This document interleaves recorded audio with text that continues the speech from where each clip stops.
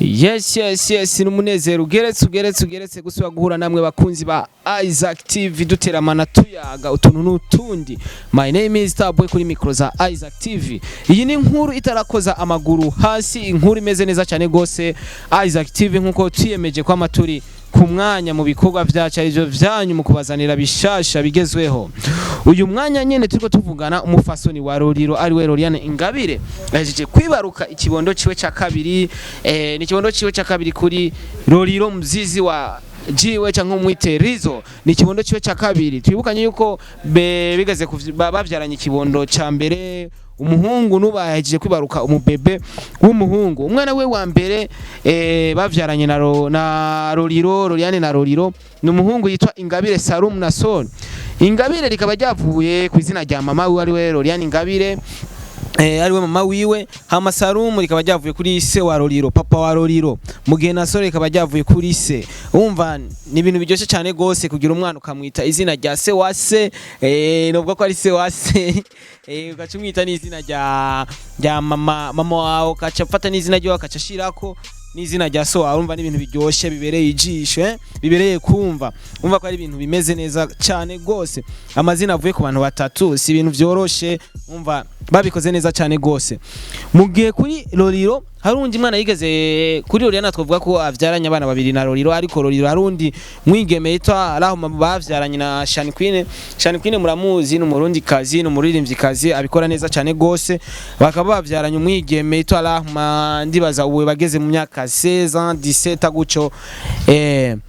Tuvuga yuko ubu nyene nka Isaac TV, twebwe nka Isaac TV tugiye kuraba ko dushaka gushikira Madame LOLILO ari we Loriane Ingabire, dushoboye kumuyagisha sinzi ko ishobora gukunda ko umuntu yagiye kuvyara usanga babara like hariya ucubibona nawe, ni muri umuntu kuze nawe ucubabona usanga bigoye nyene yuko umuyagisha, usanga yarushe afise ibintu bita ibise, aho navuga ibise abantu bazi Kirundi ndaze muca mugitahura, nanje urumva ko nagitoye cyane Starboy. Tuza kugerageza turako tuhashika nka Isaac TV kugira tubazanira ibintu ku mwanya, nkuko iyi nkuru yabaye ya mbere itanguye gumenyekana bice kuri Isaac TV. Tunamwifurize ibihe vyiza ku mubebe we yavyaye. Hama Loriane vraiment simbi manga avuga ati bana subirayo ntihababa, subirayo neje usubireyo naho uzovyara 10. Bavuze Imana yavuze ati turondoke nkakuya ku mucanga ku kiyaga, nkakuya ku mucanga ku kiyaga turondoke, bandanye urondoka bigene neza cyane gose. My name is Starboy kuri micro za Isaac TV. Nuwari ko aragerageza gusesangura kino kinano makuru.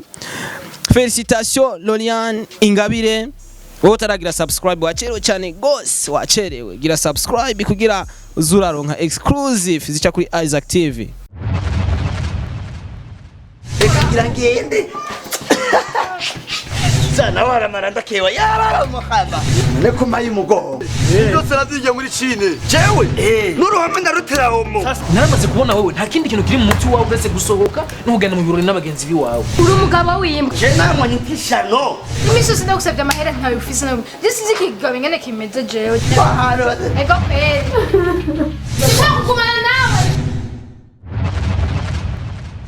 Ndabaramukije zangorane tumazemo imyaka myinshi ngaha mu gisagara ca Bujumbura twazitoreye umuti. Turi agence immobilière Buja Connection. Nifuza amazu yo gupanga, nifuza amazu yo kugura canke kugurisha, nifuza amaparcelle yo kugura canke kugurisha, nifuza amameza de passage ku bantu bari hanze y'igihugu cy'u Burundi bashaka kuza kugira vacances ngaha mu gisagara ca Bujumbura.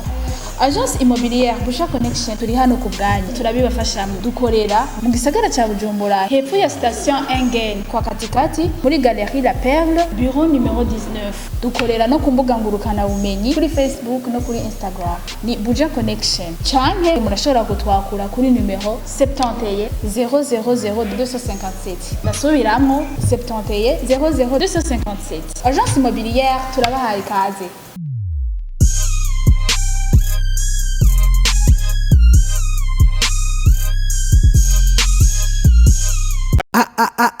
Isaac TV. Oh.